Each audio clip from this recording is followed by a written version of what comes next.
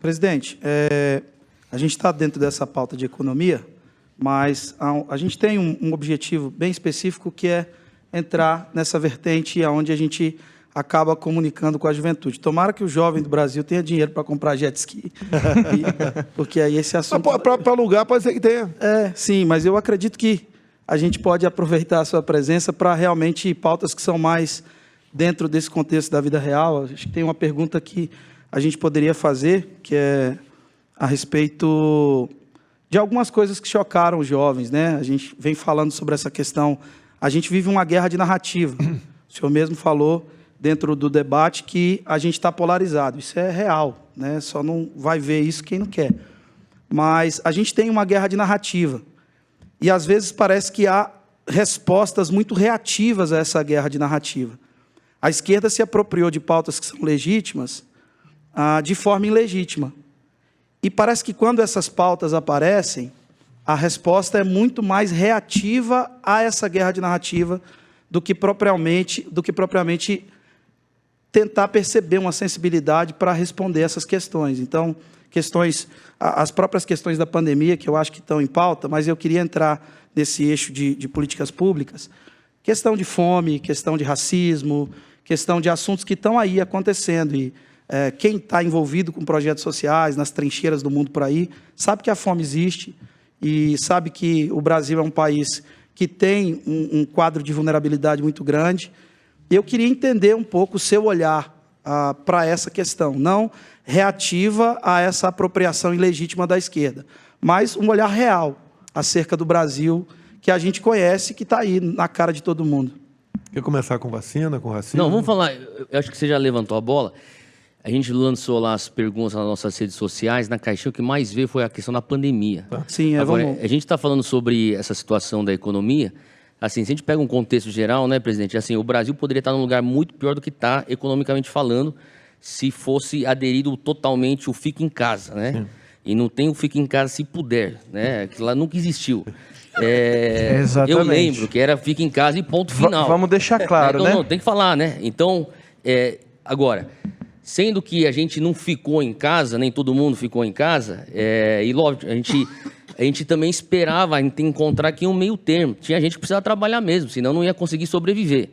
E talvez uma das coisas que chocaram bastante os nossos jovens evangélicos foram algumas afirmações, algumas reações. O reativo, né?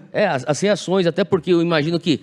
Quer dizer, eu não imagino, eu não tenho nem noção da pressão que vocês estavam no meio daquele turbilhão de coisa. E, às vezes, a parte emocional, a gente é ser humano, a gente sabe como que é. Uhum. A gente fala coisas que a gente não quer, mas elas ficam registradas, né? Então, assim, uma das coisas que a gente recebeu bastante aqui era a questão do... Antes de falar da questão das vacinas, sim, eu acho que algumas reações, algumas falas que foram, talvez, vistas como uma coisa muito brusca, muito insensível.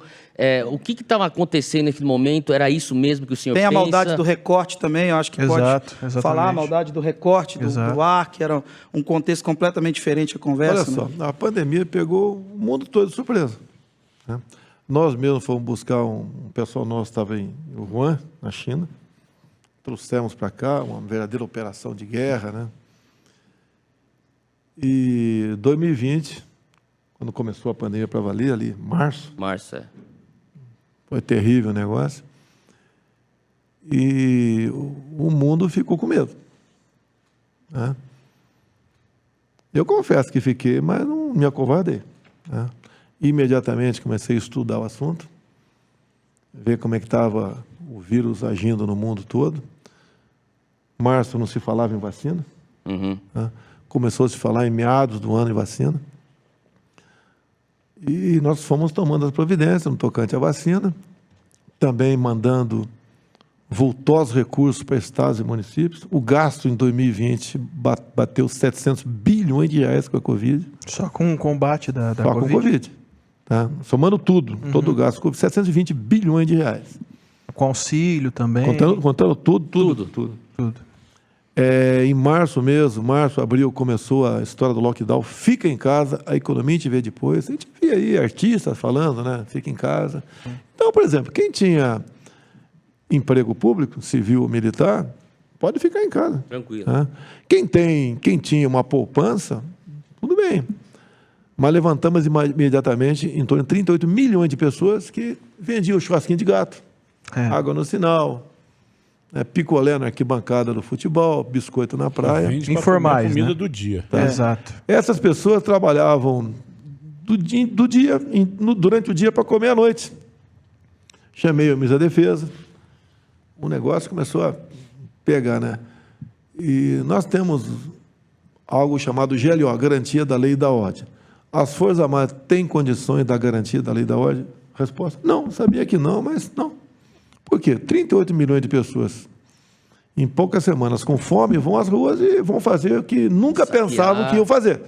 Pessoas de bem, mas com fome para alimentar teus filhos, ia ter saque para o mercado, ia ter uma Isso é um baderna. caos, né? Ia ter um Total. caos no Brasil. Tá? Então, a equipe econômica, a Caixa Econômica, auxílio emergencial. Então, R$600. O pessoal fala que o Bolsonaro ofereceu 200. Eu sei como é que é o parlamento. A discussão começou com 200. O Congresso, a Câmara dos Deputados, fechou em 500. O último lance, quem deu foi o meu líder do governo, é o deputado Major Vitor Hugo, em R$600. Isso representava por mês um endividamento de 50 bilhões de reais. Bem, foram 5 meses de 600, depois mais 4 de 300, porque a gente não estava aguentando, a dívida ia ficar tão grande que você ia quebrar o Brasil. Não era maldade nossa, mas vencemos 2020. A grande pergunta: não comprou vacina. Quem está me assistindo aqui, me aponte um país que vendeu vacina ou um país que comprou vacina. Me aponte. Nenhum país vendeu, nenhum país comprou vacina. A primeira pessoa vacinada no mundo foi no Reino Unido no início de dezembro de 2020. Não comprou antes. As propostas que tinham para vender a vacina não tinha garantia de entrega. Você vai eu sou obrigado a ler o contrato. A obrigação não é minha, que eu não sou gestor. A obrigação é do ministro da Saúde. Mas viria nas costas do senhor, com certeza. O cara é minhas costas. O cara rouba a banana na ponta da linha lá. Nós temos aí quase 30 mil caras de comissão no Brasil. Um faz a besteira, cai no meu colo. Tá? E daí o que acontece? Vamos ver o contrato da Pfizer. Né? Começava o seguinte. Olha para a minha cara, pessoal. Contrato da Pfizer. Não nos responsabilizamos por qualquer efeito colateral. Aí fica na banana. Vai ser... E depois, quais são os efeitos colaterais? Não sabemos. Piorou. Que Daí louco. quando citou o jacaré. Eu usei uma figura de linguagem. Aí falaram jacaré, desrespeito, não sei o quê. Aí jogaram pro literal, que virava Os caras jacaré. arrebentaram comigo.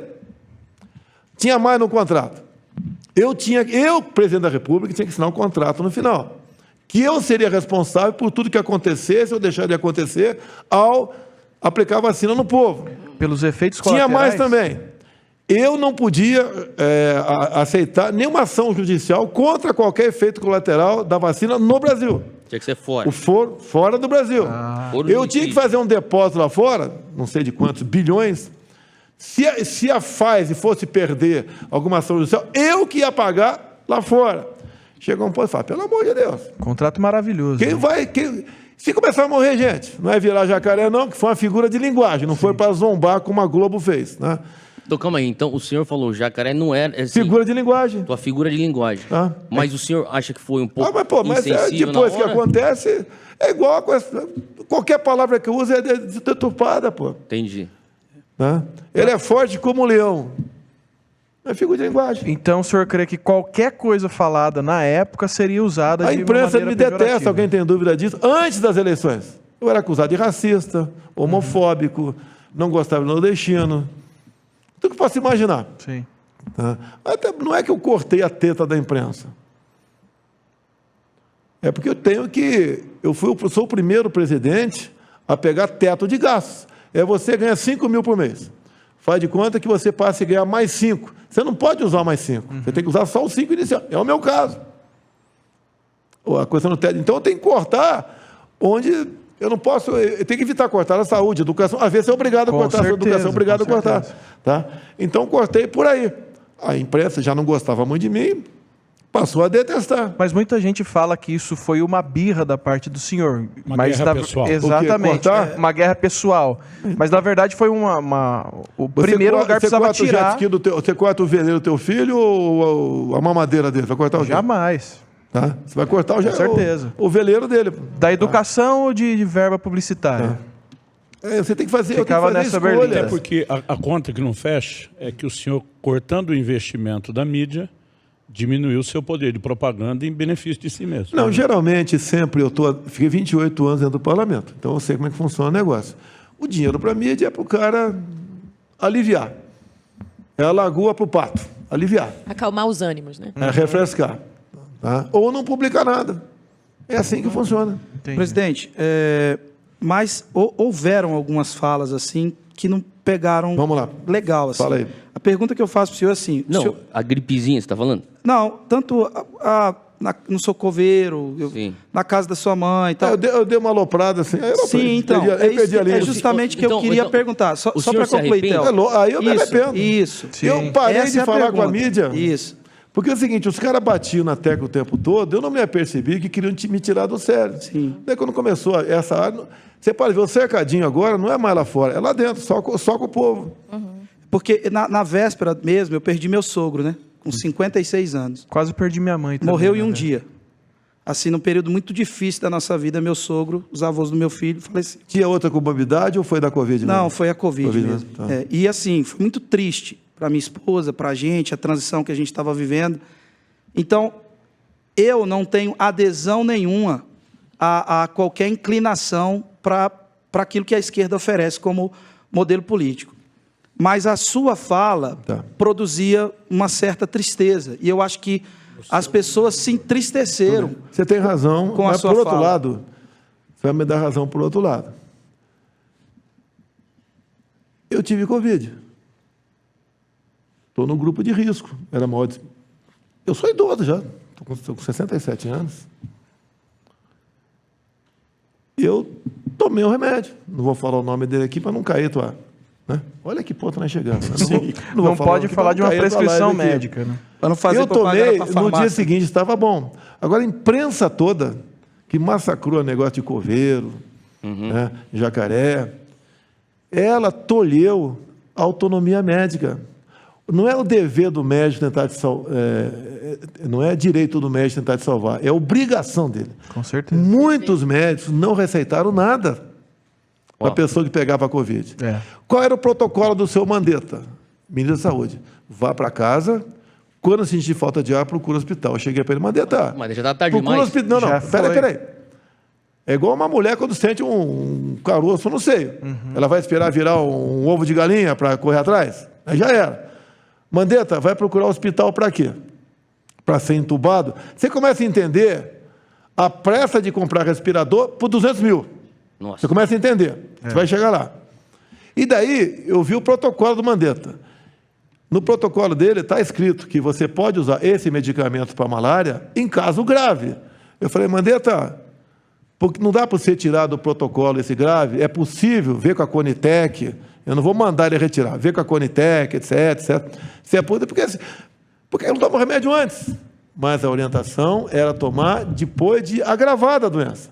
Depois de agravado, você vai para o hospital para ser entubado. Eu dei um cartão vermelho para ele, tem que trocar, pô. Tem que trocar, ponto final. Agora, eu estudei também por que na África subsaariana, que tem um IDH bem abaixo do nosso, pessoal bem mais pobre do que nós. Conheço bem lá. Por que morre menos gente? Nós sabemos que tem sonegação de informação pela pobreza da região. Mas a gente conversa com os embaixadores. Ou está morrendo menos. Lá eles tomavam outro remedinho, que era para combater a cegueira dos rios. Você bota a cegueira do rio lá. Outro para combater a malária aqui. Está morrendo menos gente, por que não aplicar? Ah, não tem comprovação científica. Daí eu falava, mas a vacina ainda não tem. Também. Como é que, por exemplo, eu canso de falar, muitos medicamentos são descobertos por acaso. Até o da impotência sexual foi por acaso. Tá? Até a questão de água de coco na veia, para alguém que não tenha um doador, deu certo na Guerra do Pacífico. É. Então, eu briguei pela autonomia médica. E grande imprensa, pancada em mim. Não tem comprovação científica. É a mesma tecla. E se eu falava, né? Mas a vacina também não tem. Pancada em mim. Tentando, genocida. Daí começou, genocida.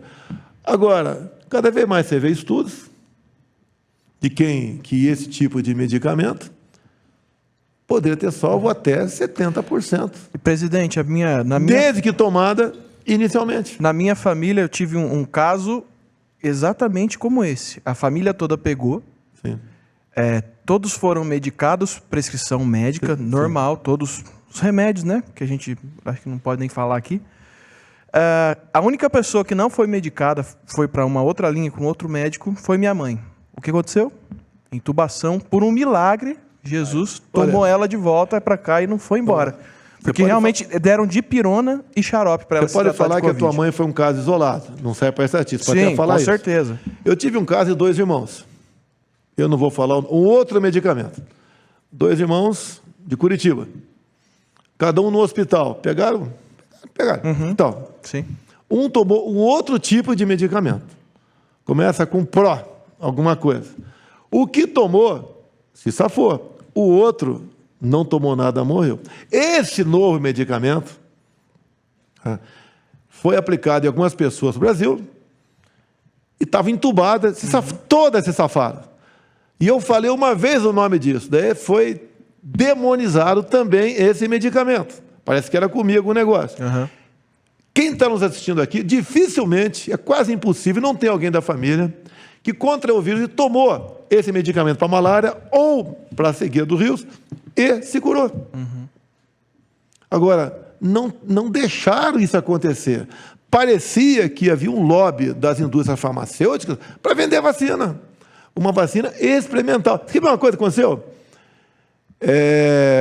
Ainda em 21, eu mandei uma equipe minha para Israel, porque apareceu o spray nasal. Sim. Tá? Foi uma polêmica. Queriam que eu pagasse o gasto com avião, com combustível, com hospedagem, o caramba. Arrebentaram comigo. O que aconteceu há 2 meses? Programa fantástico, falando que o spray nasal é uma solução para combater o Covid. Presidente, É ou não é verdade? É verdade. Agora, a verdade minha, eu não tenho palavras bonitas como muitos querem que eu não tenho esse tipo de educação, né? Falo palavrão, falo, pô.